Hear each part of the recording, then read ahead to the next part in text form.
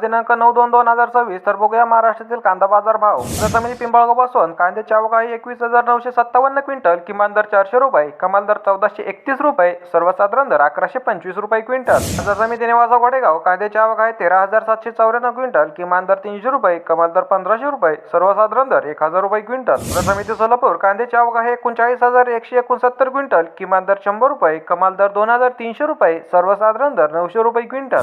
समिती अहिल्यानगर कांद्याची आवक आहे 93,433 क्विंटल, किमान दर 200 रुपये, कमाल दर 1800 रुपये, सर्वसाधारण दर 1050 रुपये क्विंटल. समिती कोल्हापूर कांद्याची आवक आहे 5,261 क्विंटल, किमान दर 500 रुपये, कमाल दर 1800 रुपये, सर्वसाधारण दर 1000 रुपये क्विंटल. बाजार समिती येवला कांद्याची आवक आहे 21,402 क्विंटल, किमान दर 241 रुपये, कमाल दर 1350 रुपये, सर्वसाधारण दर 1070 रुपये क्विंटल.